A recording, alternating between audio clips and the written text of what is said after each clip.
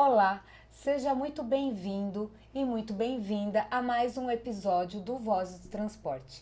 E hoje a gente vai falar de tecnologia, né, Dani? Hoje o assunto é legal, hein? Tendências, tecnologia, segurança, Inclusive, é importante falar que se você tem carro, caminhão, ônibus, com certeza máquinas você agrícolas. máquinas agrícolas, com certeza algum componente dessa empresa tem no seu veículo. É isso mesmo. Hoje a gente está aqui com o Flávio, da ZF. Tudo bem, Flávio? Obrigada aí por ter aceitado aí o nosso convite. Tudo bem, eu que agradeço. Que bom. Eu acho que assim, Flávio, o que eu queria de você primeiro aqui, até para os nossos, quem está nos assistindo, queria que você falasse um pouquinho, antes de você falar sobre a ZF, falasse um pouquinho sobre a sua trajetória, quem é você dentro da ZF, como você chegou lá, né? E qual é a sua atuação lá dentro? Ah, legal. Bom, sou o Flávio, né? Estou na ZF já há 20 anos, né? Contando o tempo hábil com o ZF. Hoje eu sou gerente de vendas para o segmento de fabricantes de carretas e ônibus e acumulo também a liderança do grupo de produtos que são vendidos para esse segmento, né? Então, hoje esse é meu papel, liderar as vendas e o desenvolvimento dos produtos relacionados a esse Mas segmento. você é aquele que vai no cliente, é isso? Para ver necessidade? Essa é a sua função? Vou também, né? É sempre importante a gente estar próximo do cliente. Na verdade, a demanda, né? O que nós produzimos é para o cliente, fabricante e cliente final, né? Então, inclusive cliente final, frotistas. Então A você está gente sempre tem nesse meio produção. aí, conversando Sim. com o cliente dentro da Você empresa. entende a necessidade do cliente, leva para a empresa? Como que funciona isso na prática? Na verdade, eu busco entender, né, a Aham. necessidade do cliente sempre que possível, né? Eu acho que todo momento que a gente tem com o cliente final são momentos que nós recebemos vários inputs, né? Eu chamo de presentes, né? O cliente final eles nos presenteia quando ele compartilha uma dor, um problema que ele tem no dia a dia dele e a gente através das nossas tecnologias consegue ajudá-lo, né? E dar suporte para que ele resolva um determinado problema. Então essa presença no cliente final ela nos ajuda a estar atentos, na verdade, quais são as demandas do nosso cliente e do nosso mercado regionalmente falando também, né? Que são distintas muitas vezes de outras regiões. Né? Então hoje, pensando nisso, assim, deve ser uma gama enorme de clientes diversificados, né, de vários segmentos. E hoje acho que até é errado a gente dizer uma empresa de autopeças. O que é a ZF hoje? O que tem lá dentro da ZF? Produto, tecnologia, soluções? O que é a ZF? Eu acho que para definir de uma maneira fácil seria uma empresa de tecnologia. Né? Eu acho que a ZF ela inicia a trajetória como uma empresa de, de, de sistemas mecânicos, né? No caso das transmissões. Só que os sistemas mecânicos dos veículos eles vêm evoluindo de uma tal maneira que toda indústria que está nesse segmento, a indústria de ponta, ela deixou de ser uma indústria automecânica e passou a ser uma empresa de tecnologia. Então, na, na, se eu fosse resumir, ou se eu fosse classificar, seria uma empresa de tecnologia. Hoje é uma empresa que entrega tecnologia, então, é isso? Tecnologia embarcada, né, para veículos, no caso da ZF, não só veículos comerciais, também com os veículos de De passeio ou passeio. máquinas agrícolas, como vocês comentaram. Né? Inclusive, é legal você falar nessa questão, né, de uma empresa de tecnologia, porque quem diria, né, há cerca de 10, 15 anos, quando a gente falava de transmissão, né, quem imaginaria que hoje elas trabalhariam sozinhas. Hoje, praticamente todos os caminhões pesados e semi-pesados no país já são entregues de série com essa tecnologia e o motorista não precisa fazer absolutamente nada. Isso já era imaginado aí a coisa de, sei lá, 20, 30 anos que a gente chegaria a essa evolução da caixa automatizada, por exemplo? Eu acho que quando surge a mecatrônica, né, e a eletrônica associada aos produtos mecânicos, apontava essa direção. Começou a ser apontada essa direção. Lógico que era difícil imaginar 20 anos atrás que nós estaremos nesse nível de tecnologia que nós estamos hoje. Mas tinha alguns indícios, né? Lógico, aquelas empresas que entenderam lá atrás esse momento de mercado são as que estão vivas até hoje, né? Sim, sim. Eu pergunto porque quando você fala de troca de marcha, ok, o sistema trocar a marcha por você. Mas hoje, dentro dessas caixas, elas enxergam 2 quilômetros à frente, né? Que a ZF trouxe essa tecnologia. Consegue já prever, já né? consegue prever o que vai encontrar pela frente. Consegue combinar lá a melhor rotação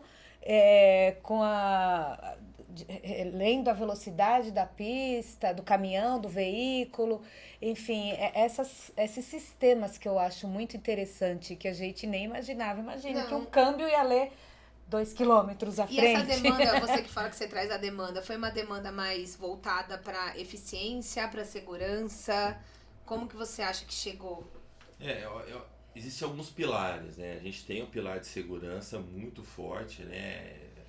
O número de acidentes que existe ainda nas nossas rodovias é um número relativamente alto. Então, quando existe o acidente, isso é um prejuízo muito grande para o frotista. Então, existe o pilar de segurança, mas também existem outros pilares, né? Por exemplo, de eficiência operacional. Ou seja, a gente tem transportes de carga que são transportes que estão conectados diretamente à operação, né? Por exemplo, o caso dos madeireiros, né? Que está alimentando, o próprio canavieiro está alimentando uma linha de moagem ali, então que a eficiência operacional precisa ser muito alta. E isso representa também, né, a lucratividade dessas empresas. Então também tem um pilar de eficiência operacional e de gestão. Quando a gente fala da telemetria, né, além da eficiência operacional e segurança, você traz para o escritório central do frotista um número de informações de dados que antigamente Não tinha Não acesso. tinham, né? não tinha acesso. E esses dados, vamos dizer assim, lidos da maneira correta, dá a oportunidade do gestor de agir, às vezes, em um problema que ele demoraria mais tempo para perceber. Então, ele consegue ter a informação de um problema operacional na gestão dele muito mais rápido, né? Então, a telemetria, e a telemetria é interessante falar dela também, se vocês me permitirem, Claro. falar um pouquinho mais. Porque a telemetria, ela chega no Brasil voltada para a segurança de evitar roubos, né? Isso. Sim, Então ela chega com esse viés, e hoje a gente fala de uma telemetria não só para evitar roubo, ela existe lá e ela tem esse papel na questão da segurança de carga, mas ela trouxe informações para a gestão da frota como um todo e também da cadeia logística, né? Então a gente fala que é um ambiente diverso, a cadeia logística, né, onde você tem desde de onde o produto sai até onde o produto chega, você tem toda uma cadeia que são os transportes, são os estoques, né, warehouses que existem, condições de pista, como o produto vai chegar, o horário que o produto precisa chegar. Então, a manutenção do veículo, e se esse veículo ele necessita de uma manutenção de urgência durante esse período, como que vai ser tratado, e essa peça de reposição que precisa chegar também no tempo certo. Então é quase que orquestrar um ambiente muito diverso, e a telemetria e esse nível de informação de dados que hoje existe dentro do transporte, ele dá essa condição para a gente, né? E traz eficiência na gestão, né? Na operação do empresário de transporte, por exemplo, né? Você ter essa telemetria, né? Sem dúvida, sem dúvida. O empresário, a gente tem empresários que hoje a operação dele está totalmente ancorada na telemetria. E ela ajuda também, por exemplo, a se criar novos sistemas, novas tecnologias para de repente saciar alguma coisa ali que não tá indo bem, não tá legal dentro da frota, ajuda também nessa questão. Pode ajudar também, né? Inclusive, porque a telemetria ela também te dá a informação de como o cliente final está usando o veículo. Então, para o fabricante de veículos e de sistemas como nós, Com essa informação a gente consegue entender de fato essa demanda e desenvolver um produto adequado para aquela demanda. Então, e a informação flui de maneira mais rápida, né? A Sim. telemetria já permite acesso remoto? Por exemplo, às vezes tem algum problema, alguma coisa ali no veículo, que a ZF está lá enxergando por meio da telemetria e que vocês podem acessar remotamente sem a necessidade de ter que parar, porque não é um caso de uma troca de peça, por exemplo, é uma atualização. É um exemplo. Isso é possível, não É é? possível, totalmente possível. E aí eu queria saber sobre a segurança, porque hoje a Europa já discute, tem até uma marca de caminhão que está trazendo novos painéis justamente por demanda da Europa, que se discute a questão de lei de segurança cibernética, né? Uhum. E eu queria saber também como que vocês estão trabalhando nesse sentido, né? Porque, tudo bem, do lado da ZF é importante até que ela tenha acesso remotamente do veículo, mas isso pode abrir para hackers, enfim, e como que vocês, se vocês já têm desenvolvimento, trabalhado nisso, enfim. Temos, é uma preocupação muito forte, né? Quando você tem esse nível de controle e acesso de um veículo que está rodando nas vias, e todos os produtos ZF, ou seja, os produtos novos, né? Os lançamentos, eles já são lançados e desenvolvidos com a segurança cibernética. Uhum. Então, isso de fato, uma necessidade que ela apresenta para a gente no início lá na Europa, mas é uma dor, é uma demanda que todo o mercado vai ter, né? Vai ter, né? Então isso já é pauta cotidiana nossa. Porque os dados ficam realmente bem protegidos nesse sentido. Exato. E as caixas vão para onde? É uma curiosidade que eu tenho, Não, né? sim, eu ia perguntar agora, porque, que patamar que tá, né? porque hoje ela já lê É. o piso, ela já entende, conversa lá com, né, todo o trem de força do veículo, ela faz parte do trem de Sim, força, consegue enfim. classificar até o motorista, né? Como ele dirige, enfim. Exatamente. E aí dá pra, Não, né? Eu te fiz aquela pergunta, quem diria que há 30, 20 anos atrás e hoje, né? O que a gente vai ver daqui 20, talvez 10 anos? Ou 10, né? Porque a evolução é muito mais rápida agora, né? Sim, muito mais rápido. A transmissão, a caixa de câmbio, ela possivelmente a gente tem que olhar para ela no futuro não como um produto adicionado a um motor, mas sim como, ou talvez, o próprio motor. Sim, um pouco... Explique-se. Um pouco... Com um pouco metáforas confuso. assim, né? Mas a gente, vou te dar um exemplo, né? A gente tendência muito forte no mercado a eletrificação. Sim. Então nós temos o produto hoje, inclusive está exposto por um cliente nosso na feira que está acontecendo aí, que é um produto que ele é um motor elétrico com uma caixa de câmbio. Ou seja, toda a potência, a força necessária para o veículo, ele já está num produto único. E o mais interessante, né, o tamanho, o design dele é quase que menor do que só o motor antigo. Nossa. Então, assim... Então ganha em peso, ganha... exatamente. Obviamente, por se tratar de elétrico, depois você tem a compensação do peso pelas baterias. Né? Uhum. Mas, falando de powertrain, é uma redução muito grande. Bem significativa. E ela faz tudo, né? Ela faz o papel do motor, ela faz a troca. Ela tem 2 velocidades, não é? Essa que tem 2 velocidades. Sim. Então, quer dizer, você até economiza em componentes? Componentes e manutenção também, né? Menos componentes, menos manutenção. Menos desgaste, menos manutenção. Num comparativo, assim, quanto que melhora? Difícil, não tem como saber. Em- Não dá pra avaliar. Em termos de desempenho, há mudanças? Porque a gente está falando de um produto que deve ser um ônibus elétrico, né? É um ônibus pesado que normalmente, no que se tem hoje, equiparia uma caixa de 12 marchas. E a gente está descendo para... Tira 10 marchas, aí 2. Então, em termos de eficiência, há mudanças ou é muito parecido? Como que fica? De eficiência são equivalentes, né? Obviamente depende de qual motor a gente está comparando, mas são equivalentes. Que o sistema de trabalho é diferente, né? um motor a combustão, a gente tem a caixa de câmbio com várias marchas, e no motor elétrico, além dessa questão da redução, para você ter um torque maior, você tem todo um sistema elétrico de inversores que modula ali a velocidade e torque do motor, né? Então é um pouquinho diferente, mas eles são equivalentes para o uso do frutista e do motorista. E agora que você entrou na parte dos elétricos, como que tá essa questão?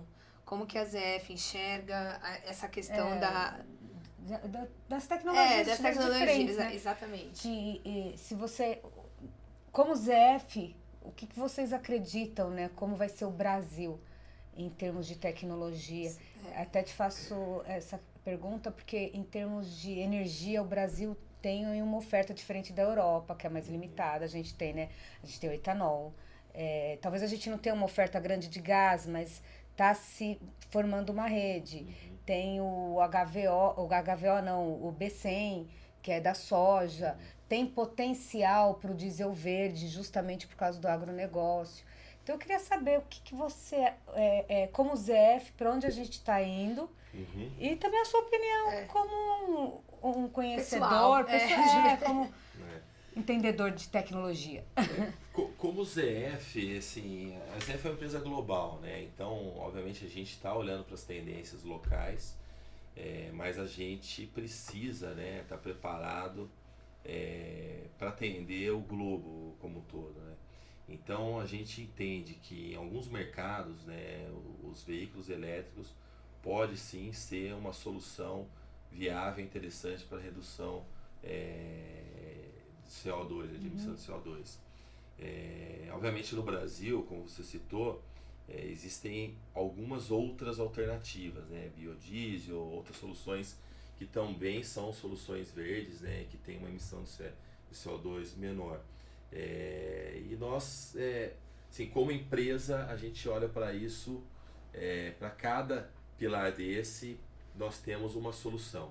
É assim que a gente trabalha. Então você não entende como uma solução única? Não, a ZF não tem uma solução única ou não coloca todas as fichas dela em uma solução única.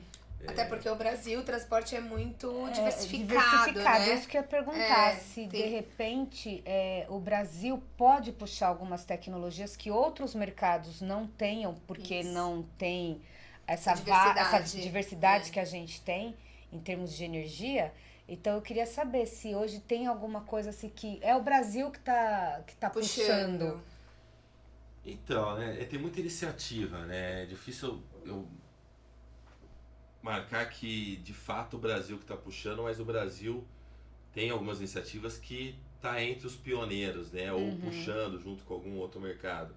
Essa questão do biodiesel, inclusive até o hidrogênio, né? Através do álcool e toda essa potência que nós temos, né? Na produção do álcool, também são tecnologias que a gente sabe que têm sido estudadas e desenvolvidas por pessoas nossas, né?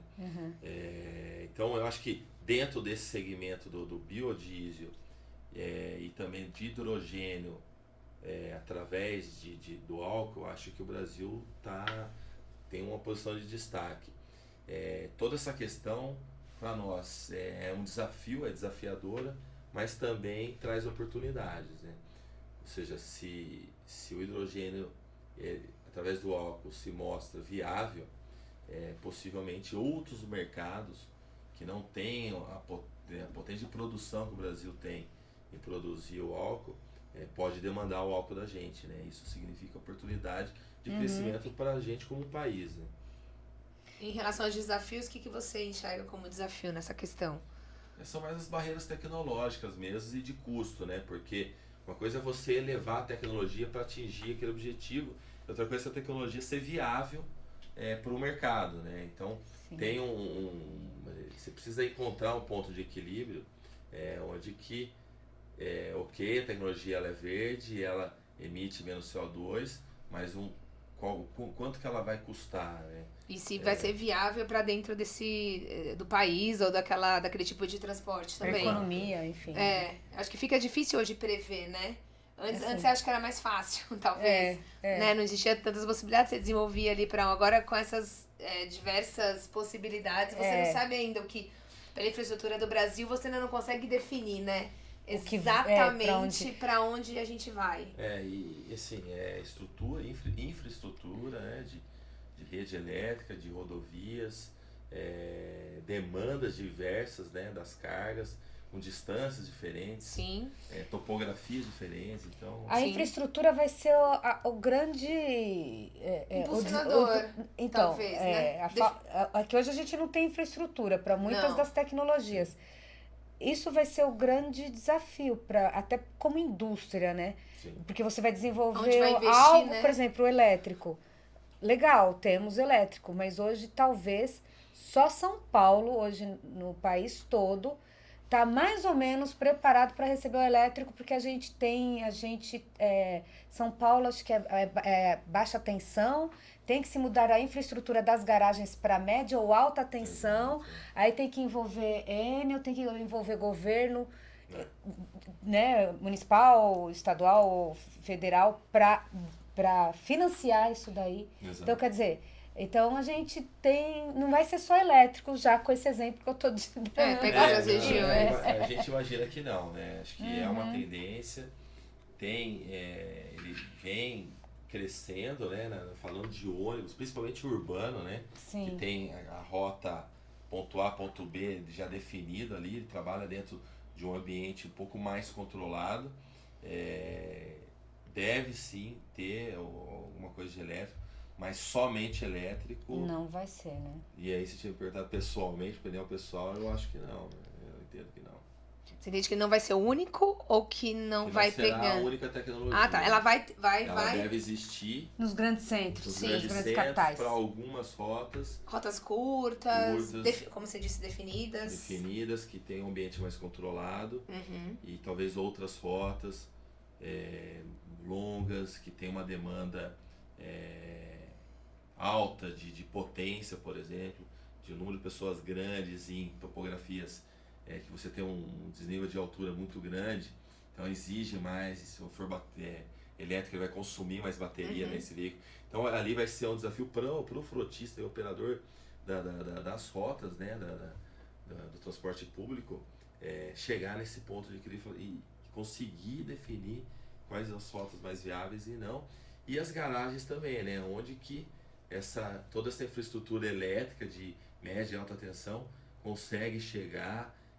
Então tem um movimento interessante. Eu acho que o mesmo vale para o caminhão também, né? Para o transporte rodoviário. Caminhão talvez seja mais desafiador, né? Elétrico só se for no urbano mesmo. Só se for urbano. Então, o caminhão é diverso. Você tem os que a gente chama que são destinados para o last mile, né? Que é aquela entrega final, que tá ali no urbano, entregando a caixa de leite na padaria e tal, isso daí. Esse tá um ambiente um pouco mais controlado e pode ser que seja elétrico, pode ser que seja híbrido, né? Então, sim. Mas eu acho bacana você falar no híbrido, porque vocês têm alguma coisa híbrida que vocês vão apresentar, acho que na Alemanha, aí na próxima feira que vai ter de transporte. E eu queria entender um pouco se isso tem a ver com híbrido para veículos híbridos. Eu queria entender o que é esse sistema. Então, é uma possibilidade, né? Existem trabalhos nesse sentido, onde a gente entende que o híbrido se faz necessário, né? Então, tudo está em torno do que a gente vem discutindo aqui, para aquela demanda onde você tem uma falta de infraestrutura ou você precisa de uma autonomia maior, o híbrido ele faz muito sentido, né? Então a ZF, esse pilar, ela também atua com um produto que vai nessa linha de... É uma caixa de transmissão que ela funciona esse sistema híbrido? O que é esse componente? Vamos imaginar uma caixa de transmissão equipada com uma potência adicional, onde isso combinado com um motor a combustão. E é por isso, pode pegar por isso que você tem a questão híbrida, entendeu? Tá. É um motor a combustão e elétrico, seria isso? Sim, possivelmente. E para caminhão, ônibus, ou... Porque a gente está vendo muito, né, quando fala em automóvel, E agora chegou uma marca com uma picape híbrida, que eu achei super interessante, que acho que a primeira picape é diesel e elétrica, né? Porque o que tem de híbrido hoje normalmente é motor Otto. E esse sistema poderia trabalhar com qualquer tipo de combustível e o elétrico, seria isso?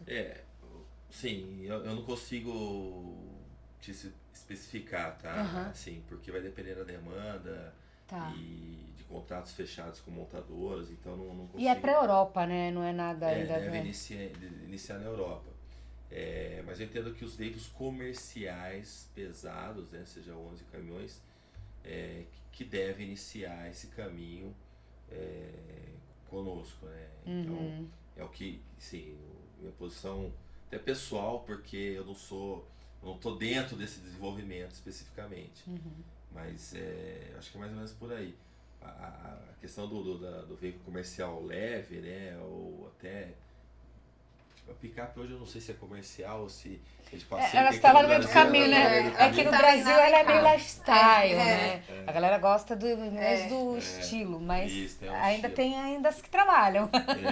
Isso. Então a picape ainda pra mim assim um pouco mais nebuloso o ambiente assim, se vai, se não sim. vai. Mas eu fico pensando assim, essa diversidade de opções também, eu não sei, me parece que dá um pouco mais de eficiência também pro transporte. Pro operador, Pro né? operador, Pro exatamente. transportador. Porque você faz um estudo real do que vai te atender melhor. Então, se você só tem uma tecnologia, teoricamente, às vezes aquela tecnologia não é boa para um certo percurso, que nem o Brasil que tem uma coisa muito Sim. diversa. Por exemplo, o B100 pra galera lá Isso. do agronegócio, né? Aí o elétrico para quem faz O urbano. gás onde tem a infraestrutura do gás, porque Isso. tem que se pagar, né? Tudo isso tem que se É. pagar, a conta tem que fechar. E aí Então, você não fica na mão, né, de uma tecnologia. Acho que quando você tem essa diversidade, de você não classificar que vai ser uma única, né? Quando a gente tá falando de é, elétrico, parece que a gente tá falando, não, agora é tudo elétrico. A gente vê também muitos motoristas, não, isso não é possível, enfim. e eles são meio São arredios. arredios a questão do elétrico. Mas não é essa a questão, né? Não é uma única. Aqui é quase impossível, mesmo que tenha infraestrutura, é quase impossível você ter Eu uma acho que até única globalmente, né? O diesel não vai embora. morrer, Não não, tão cedo, não né? vai, Não tão não, cedo. não tão Não cedo. A tem como gente, acho que substituir meus 100%. netos vão conhecer o Eu diesel. desafio aquele que fala o ano que ele desapareça, né? Porque é quase que Eu impossível. também acho que é quase que impossível. Sempre vai ter uma demanda, né? Não tem como. Preparo do motorista vai ter que ter para essas novas tecnologias? Ou ela se fala sozinha. Ou elas são quase intuitivas? Como É. que vai ser? Que na sua visão, assim?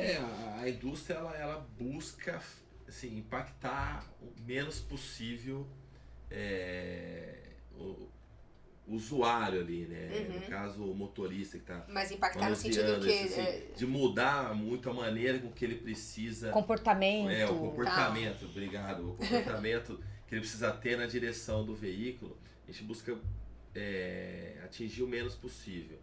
É, por outro lado, é uma tecnologia nova. E o motorista de um veículo comercial, muitas vezes o motorista, ele precisa entender também o que tem de tecnologia ali, porque a falha às vezes acontece no momento que ele não está esperando, né? E Ele tem que aí saber ler. É ele, isso? Ler essa ele não vai estar na tecnologia. porta da oficina, né? Quando uma falha acontecer, né? Então ele precisa entender um pouquinho isso, saber ler. Obviamente, né? O painel do veículo já vai te dar muita informação, ele está muito interativo hoje. Sim, é digital, né? Tudo digital. Então essa interação do homem-máquina, essa interface cada vez melhor. Então muita informação ele recebe ali.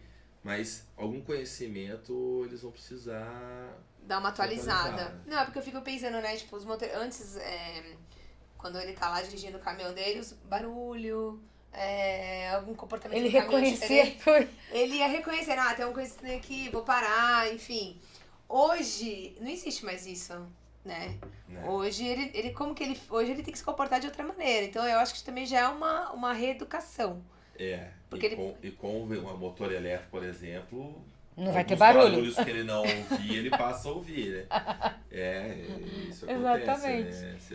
né? Até do rodado do pneu com a via, ele passa a ouvir, e isso ele vai acaba sendo uma adaptação, né? Então, tem esse momento de adaptação, não tem como... De estar se adaptando à tecnologia, de estudar, de saber ler. Eu acho que também não adianta aparecer no painel e o motorista não saber ler. Não saber ler, exatamente. Não saber o que fazer naquele momento.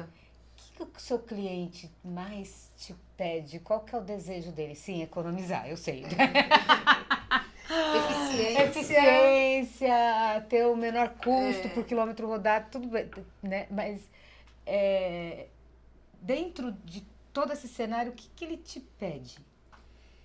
Assim, eu vejo o cliente da ZF, ele vê na ZF não só um provedor de tecnologia, mas também uma empresa que leva soluções, né? O nosso cliente, o que ele pede para a gente é exatamente isso, a gente está atento aos movimentos do mercado para suportar eles, para ajudá-los a atingir, a entregar soluções, né?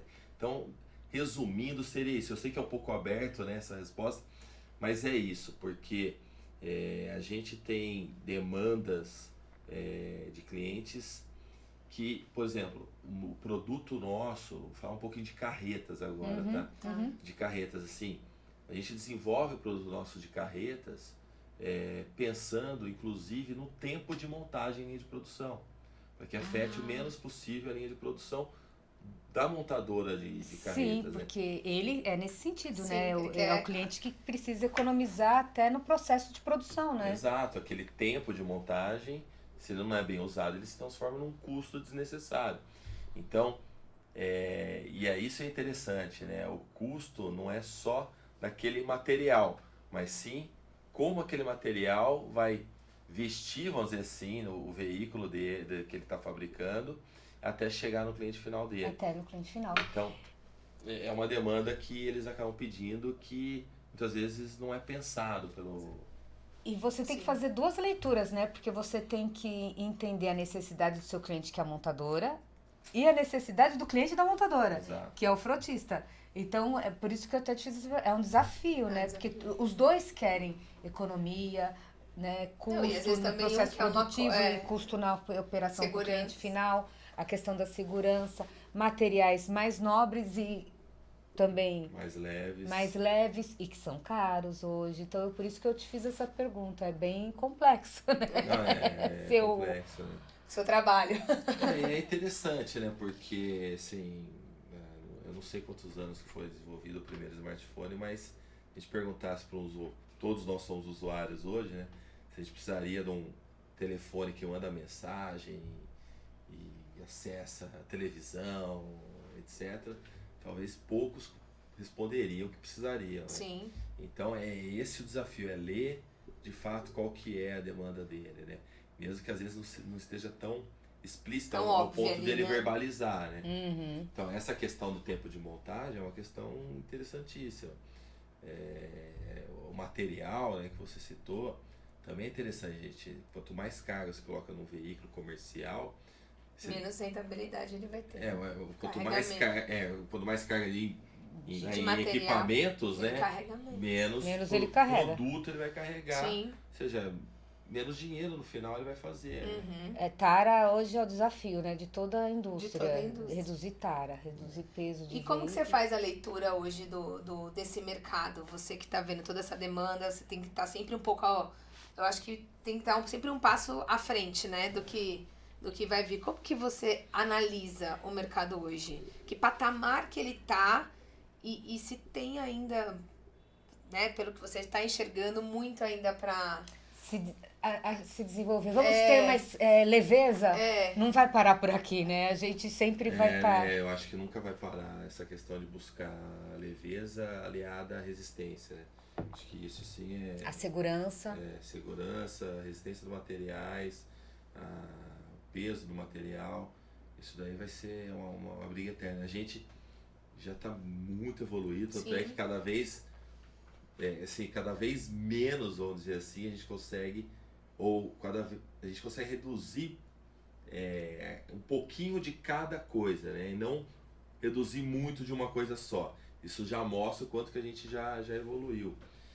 Mas tem ainda bastante coisa a ser feito, né? A gente tem algumas questões aí falando, comparando com outras regiões do mundo, né? No Brasil que pode seguir tendência de outros mercados e também ganhar em peso, né? A gente tem questão de rodado duplo, por exemplo, né? A gente tem mercados como a Europa que as carretas hoje mais de 90% trabalham com rodado simples, né? Com pneu single, super single, né? Tem questão de legislações aí também Que precisam ser permitem, atualizadas. que precisam ser atualizadas. E no caso também, de novo, a infraestrutura. Imagine um pneu single no Brasil, no norte. Então, é isso que eu falo, mas não anda. Isso atrasa um pouco, não atrasa também? Porque... A infraestrutura. Não, a legislação também, né? Ele falou um ponto importante. Parece que não vai junto, né? Sim. Atrasa e cria algumas barreiras que algumas vezes você não consegue passar por elas, porque é lei, né? Então a gente não consegue passar por elas. E a questão da infraestrutura também caminha junto, né? Então, o single ou super single poderia ser, eu não sou especialista em pneu, tá? Sim, mas sim. é nítido que reduz peso, porque você tem só um rodante ali. De rodas, ao invés de ter uma roda só. Então, tem essa condição que furou um pneu, no rodado duplo, você tem outro pneu ainda rodando para chegar, talvez até uma borracharia, né? Nesse caso, você não tem. A legislação precisa permitir ou abordar o tema da largura do pneu, o quanto que isso vai impactar de pressão sobre o solo, né? Se o solo que nós temos, falando de asfalto mesmo, ele foi colocado lá para suportar esse peso, né? Pode ficar mais concentrado. Então tem algumas questões. Mas é um caminho, né? Assim, outras regiões passaram por isso também e chegaram lá. E a gente tem esse caminho quando a gente pensa em buscar peso, por exemplo. Um outro exemplo que eu gosto de citar nas conversas que eu tenho com os clientes, principalmente em carretas, que é a questão da suspensão, né? A gente tem no Brasil 90% ou mais, até 90% das suspensões mecânicas. Em outras regiões, obviamente com uma infraestrutura melhor, que está mais desenvolvido, você tem o oposto, 90% das suspensões pneumáticas. E isso também, né? Você está falando de trocar um feixe de mola por um conjunto de bolsa pneumática. Também já ajuda. E amortecedor. Nossa, sim. Conforto. E reduzir também. Conforto e para o motorista e também para não conforto, mas uma forma de preservar até a carga, né? A mercadoria. E o próprio veículo em si. E o próprio veículo, porque exatamente. Só que também quem vai investir numa suspensão pneumática para rodar novamente, né? Em estradas que... Então, é isso que a gente fala, a eficiência existe, né? O produto existe, tá pronto, né? Eu queria até entender, é a legislação e infraestrutura que impactam, às vezes, do Brasil não ser mais evoluído, os dois, ou tem um que puxa mais, assim, que segura, na verdade, não puxa, que segura mais?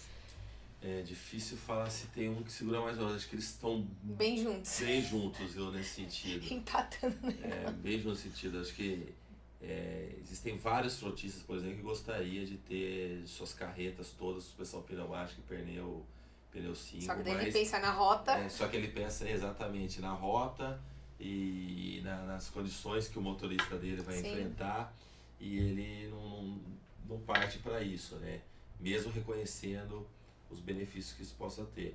Então, e aí quando a legislação é positiva, né? É lei, então quando ela não sai um produto novo, mas que ainda não é autorizado devido a uma legislação, porque está atrasada, aí impacta diretamente. Sim. Mas ainda nesse sentido, a indústria pode conversar com o governo, olha, vamos fazer estudos, por exemplo, eu até fiz uma reportagem recentemente de caminhões pesados elétricos que estão chegando no Brasil e que o governo já estuda aumentar em 2 toneladas o eixo dianteiro, que hoje é 6, né, por legislação, e dos caminhões elétricos passar a ser 8 toneladas o eixo dianteiro, porque é um investimento 3 vezes mais no caminhão elétrico frente a um diesel, e o cara, e exatamente, para ele levar mais, para ele levar menos, então, por causa das baterias e tal, então, para pelo menos equalizar ali a carga. Então, o governo tem boa vontade, mas o problema, eu acho ainda que Eu não... também acho que é eu mais acho que infraestrutura. é mais de infraestrutura, né? Porque aí entra verba, entra... Entra Como se a gente não pagasse Nada por imposto. isso. A gente não tá do lado do governo, a gente às vezes não conhece todas as barreiras que eles têm também. Sim, né? são muitas. O diálogo ele existe, né? Existe, né? Existem as associações, né, que representam o setor, que tem esse diálogo constante, tanto é que toda a legislação que o governo nos traz, ela tem uma discussão exaustiva até, né, com os setores e com vários, assim, peças dos setores, né, para que antes que seja colocado, seja amplamente discutido e que a legislação não afete um ou outro, né, que seja para todo sentido, e que faça né? sentido e que seja benéfica para o segmento, né. Mas às vezes a tecnologia anda um pouquinho mais rápido, né, então Sim. aí é isso, né, tem a questão ali de investimento, etc, Mas hoje, assim, se você um pudesse avaliar, você avalia que hoje o transporte do Brasil, ele já tem uma certa... Maturidade? Maturidade, eficiência, talvez até eficiência. Excelência, assim, em alguns sentidos, né? Se você for pensar, ou não. Poderia estar melhor. Até pelo ambiente que a gente tá, né? O Brasil, assim, o transporte rodoviário nosso... Não é para amador. Não é para amador e movimenta uma boa parte do nosso PIB, né? Já visto quando houver as paralisações, o efeito que isso causa. Exato. Que causou, nas que as nossas pessoas vidas e começaram a nossa entender a economia. importância do Exatamente. caminhão e do motorista. Exato. Né? As pessoas começaram a entender essa importância. Não é que começaram a entender, né? Elas sentiram na pele. O que foi possível. Elas saíram, né? Foi uma maneira Foi dura de foi. entender a realidade. De né? entender a necessidade e a importância dessa Exatamente. categoria. Então, assim, uma boa parte do que é riqueza que se produz nesse país Tudo transportado por meio de rodovias, né? E com isso faz com que a nossa, chama assim, indústria do transporte seja muito desenvolvida, não há dúvida. Não, e eu acho que também a tecnologia vindo, ela vem sempre mais rápido, isso eu acho que é bem natural que seja assim, natural, né? Vai evoluindo, automaticamente vai puxando também, né? Porque não vai ter como essa tecnologia existir se não tiver uma melhora. Eu acho que vai assim, não é tão rápido, né? Porque é um movimento, mas acho que puxa também, né? A gente percebe que existe esse movimento contrário também. Sim. Da tecnologia surgir e automaticamente a infraestrutura e... A gente falou de telemetria, né? Sim, O Brasil, assim, não deixa de ser uma referência de telemetria hoje, né? Pelo verdade. uso que nós demos, né? Tudo bem que iniciou para evitar roubos, que é uma condição local nossa, mas o Brasil, ele, dentro do transporte, foi um dos pioneiros, né? A usar a telemetria nos veículos comerciais. Então, e lógico, né? Não existe tecnologia, a tecnologia não vai para o mercado se a demanda não existir, as condições para essa tecnologia acontecer também, né? Se você tem algum desse pilar que você não tem a demanda, não tem a tecnologia ou não tem a condição, a coisa não acontece, né? Precisa combinar essas três questões. Essas três, né? Esses três pilares. E Flávio, a ZF é uma empresa global, né? E do outro lado, agora eu tô indo lá para, né, a gente falou muito de Europa, mas a Ásia deve ser um mercado também que consome muito desenvolvimento da ZF, ou a Europa. Qual hoje é o país que vocês têm que estar ali na corrida do desenvolvimento da tecnologia?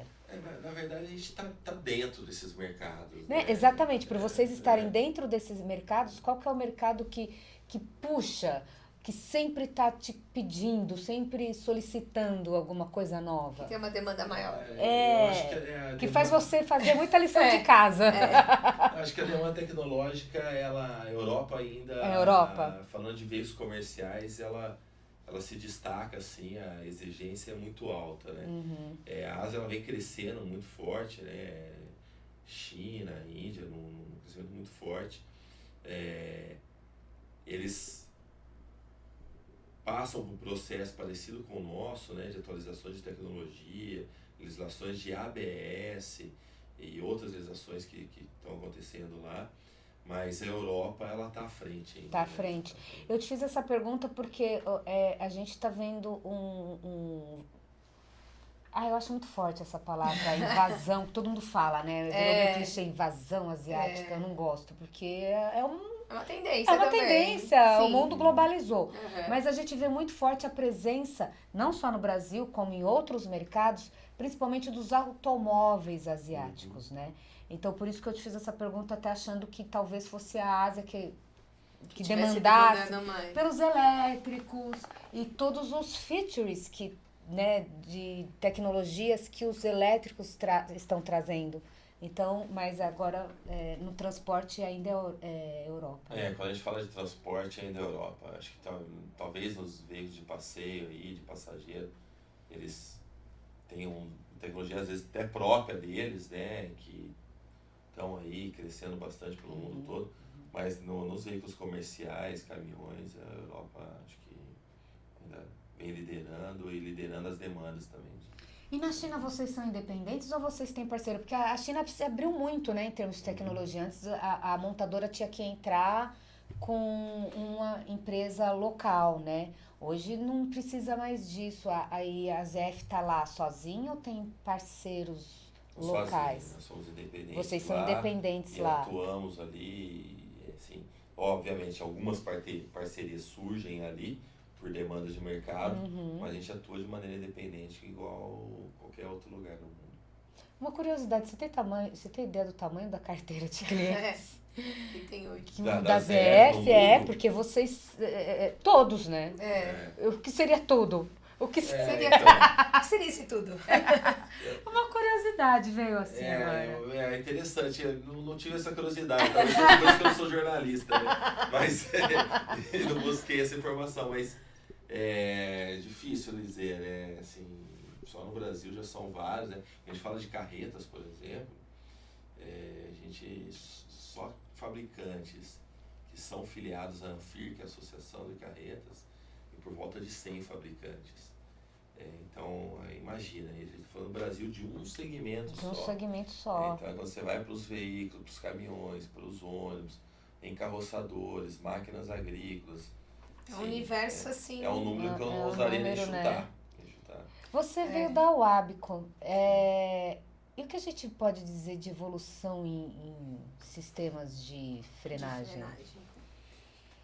Então, de novo a gente vem para essa questão tecnológica, eletrônica e mecatrônica, vamos dizer assim. O sistema de freios, né, ele deixa de ser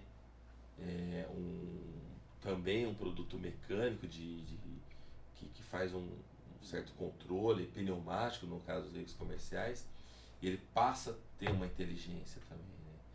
Então a gente tem sistemas do lado dos caminhões, por exemplo, faz a gestão do ar, né, que você precisa, que ele tá em constante atualização com as demandas do motor, por exemplo, porque se você tem ar suficiente no veículo para fazer a frenagem, mas você está precisando de um torque, porque você está numa subida muito forte, carregado, naquele momento ele deixa de comprimir ar para jogar no reservatório, porque o motor está demandando mais. Em outros momentos, ele volta a carregar o reservatório de ar, porque o motor já está um pouco mais livre. Então isso impacta na redução de combustível. Então, faz parte do sistema de controle de freios, né? Porque o freio do veículo comercial ele demanda do ar comprimido, né? E aí você tem uma questão dessa. Do lado das carretas, você tem uma inteligência que passa a ter no sistema de freios, onde que a carreta ela deixa de ser assim, um veículo somente puxado por um cavalo mecânico, mas também ela passa a ter a vida dela e a inteligência dela embarcada. E isso é interessante, porque o produto que está sendo transportado, ele está dentro da carreta. Da carreta, né? O cavalo está ali só puxando. Exato. Então você imagina. A importância ali, né? A gente tem sistemas para carretas que nós chamamos de EBS, o nosso novo nome aí, porque é o que a gente está trazendo no mercado para atender a legislação do ano que vem, que é o IEBS. Esse sistema, te dar um exemplo, ele consegue saber o peso médio dos eixos.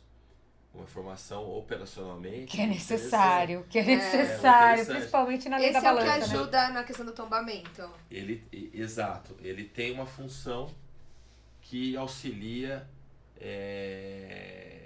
evitar o tombamento. Como que funciona? Eu fiquei curioso para saber. Ele é sozinho? Ele age sozinho? Ele atua independente do cavalo mecânico. Mas isso chega para o motorista? Como que é? Chega através de um sinal no painel, né? Existe um protocolo de comunicação entre os veículos, cavalo mecânico e carreta.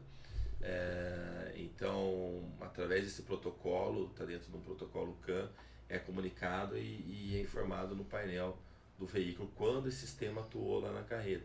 Mas ele atua de maneira independente. Ele mesmo percebe que pode tombar e aí ele reequilibra. Como é que ele faz? Ele reequilibra ali?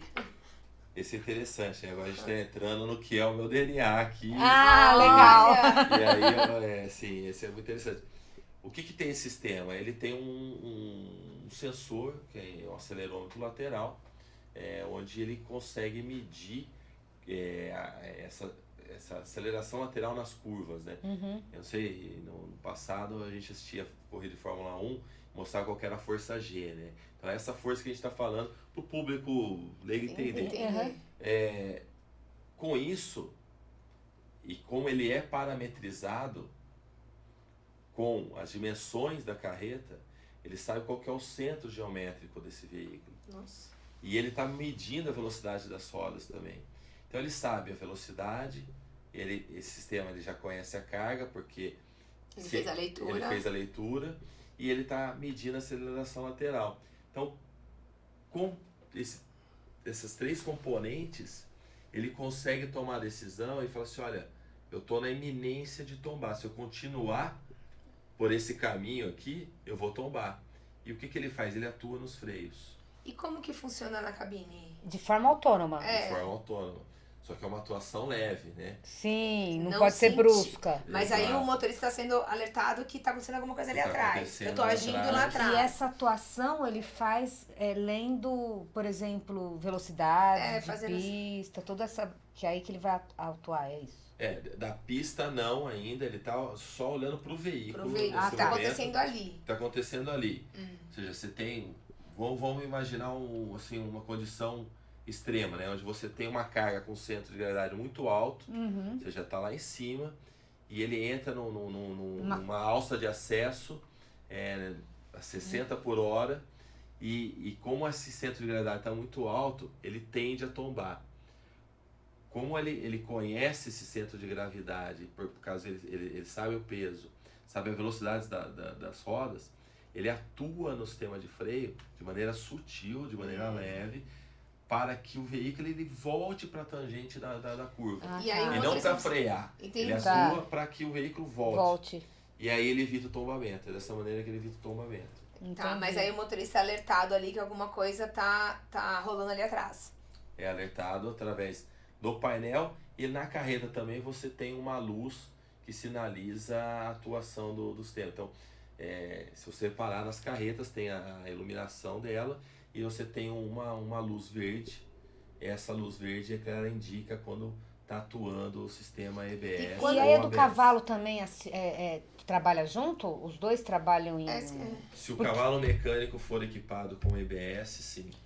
Se ele tiver EBS e a carreta... Aí a partir do ano que vem é lei, né? A partir do ano que vem é lei. Então vai aumentar mais ainda, porque hoje ainda, mesmo com esse sistema, ainda é possível o tombamento em caso de algum erro ali na direção? Ou vai ficar mais difícil tombar? Porque um dos principais acidentes ainda de caminhão, além da colisão traseira, seguido de tombamento, se não estou enganada.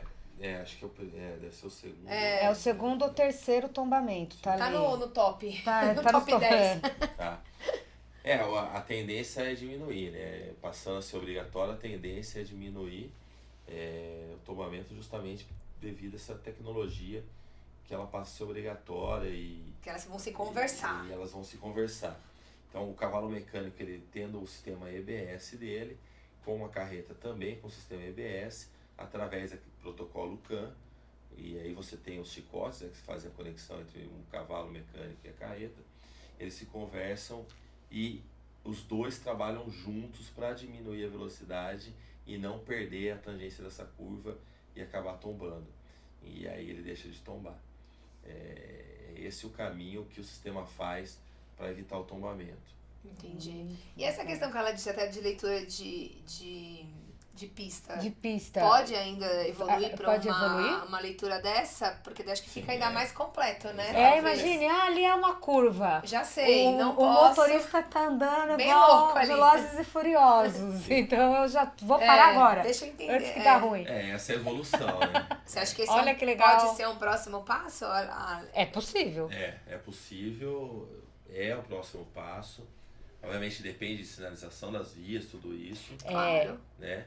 Mas é o que a gente chama de ADAS, né? Dentro da indústria, né? Então você tem os sensores que monitoram o externo do veículo, sabendo se está numa curva, se está trocando de faixa, qual é a velocidade daquela via, lendo as placas, de fato, atuando com um EBS. E aí sim, é a evolução onde deve chegar a questão de segurança dos veículos, né?